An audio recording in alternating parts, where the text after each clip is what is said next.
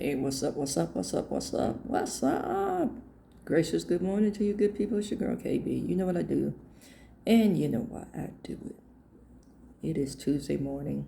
It is August 5th, and it's 4:25 in the a.m. I want to talk very quickly about something that I want to say is a page out of the Celebrity Handbook. And I'm phrasing it that way because I want to say it's more readily available, or this action or this piece of information is more readily available in a celebrity lifestyle because so many people are looking at the behavior or it's published. Okay? And that's the avoidance of accountability. And I'm going to talk, as it relates to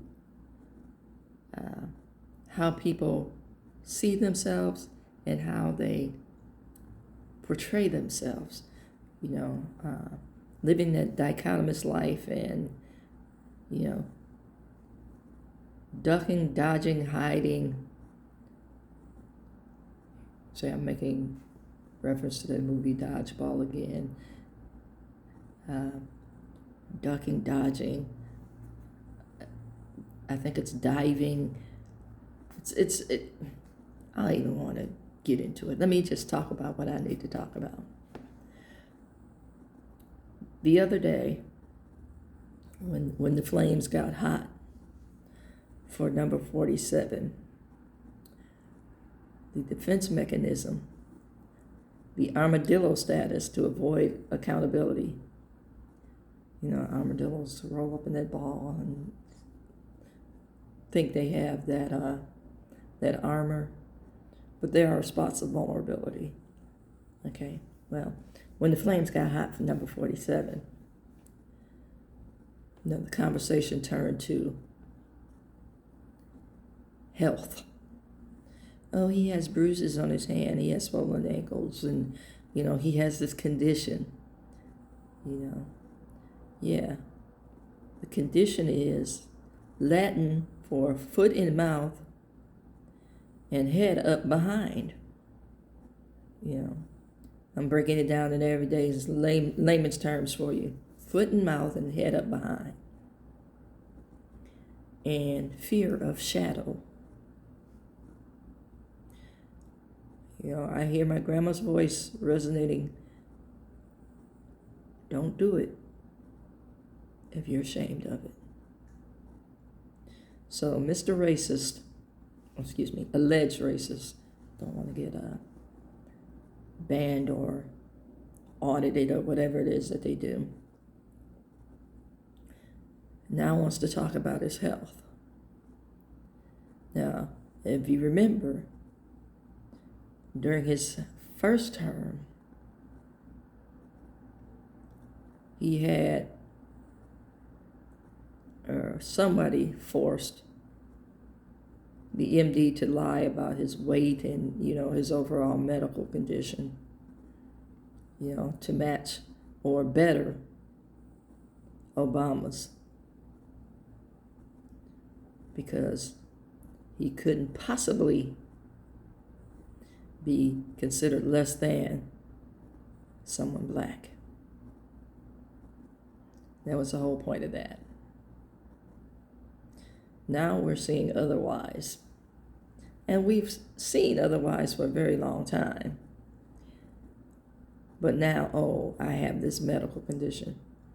And this is done to deflect from the Epstein files. Well, the medical condition doesn't stop you from playing golf umpteen million days a year on the taxpayer's dime. In the meantime, in between time, you're raising prices with these ridiculous tariffs. You're allowing people to starve to death. because of your attachment to, I want to say the historic, it's not just specifically Trump's, attachment to Israel, and just, I want to say, somewhat misguided thoughts about Judeo-Christian values, and nowhere in Scripture does it say we practice inhumanity to our fellow man. And then you're letting people starve to death, which is a constant denial. But I digress. Let me get back to the avoidance of accountability. So I'm not just going to stop there. I'm just going to talk about celebrity culture in general. When somebody is lagging in sales, lagging in, I want to say profits, that's when the maladies come out. And, right now, we're talking about the Epstein files as far as number 47 is concerned. And there's something there, because people are spending way too much time trying to hide it, and we all know it. Then you're controlling the flow of information. Somebody's eventually going to talk.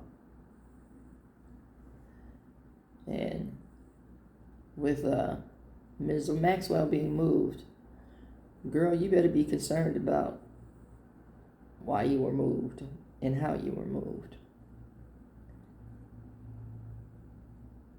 You might want to ask for AdSeg. Yeah, that part. Now, the other two personalities, again, that we're talking about are two people who have capitalized on Black culture. And I'm talking about the beloved Biebs. So I don't know what this young man does in his personal life, and personally I don't care. I'm way too old to be concerned about Biebs music and Biebs behavior. But what I do know is everybody was okay with it when they were profiting off of it. And now what we're seeing is how the machine is going to slowly do away with it. We got a whole new crop of teeny boppers and teeny bopper interests, and most people don't communicate anymore. We text and lose tone and timbre of the message because there's no physical presentation to represent the message. And the decline began when Biebs began acting out, like egging his neighbor's house and, having parties. And more specific, he was hanging out with little Black rappers or up-and-coming African-American music interests. So now we have the scapegoat. Again, you're capitalizing on the culture, and the culture of the music without ever understanding what you're setting up to be played out. And now the other individual, Mr. Timberlake, who attempted to clean up his image. Now he's capitalizing on African American music as well, but he attempted to clean up his image after the Janet Jackson Super Bowl thing by going country. I'm going back to my roots.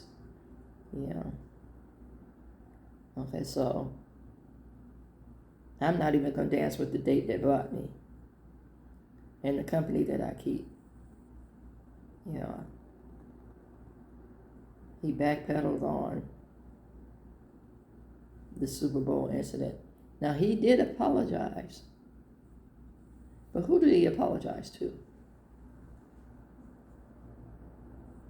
Let's keep this real. Let's keep this 100. Who did he apologize to? The financiers. He apologized for the money. So now we're reporting, health issues. Again, a page out of the Celebrity Handbook. Oh, I'm sick. I'm not disputing his diagnosis. What I'm looking at is why the revelation now. Your behavior has impacted your revenue. Now we're looking for the feel sorry for me.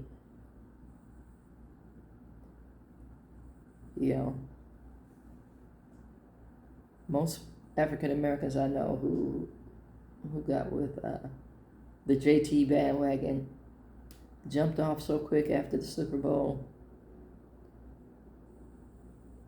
because of this brother's presentation. Yeah, that part. I'm just going to leave it at that. What I'm saying sounds, I'm going to say it does sound kind of suspect. I have to admit that. But I want us to look at how and why society moves the way it moves. And it's based on who they deem worthy and why they're worthy. I want to say Timberlake and Biebs are the Elvises of modern time. We want a taste of the culture, but we don't want to be immersed in the culture, so we get a face of the perceived power to represent the culture. I don't know if you remember seeing the video of Pat Boone singing Tutti Frutti. Little Richard's Tutti Frutti. But I suggest you watch it. That part.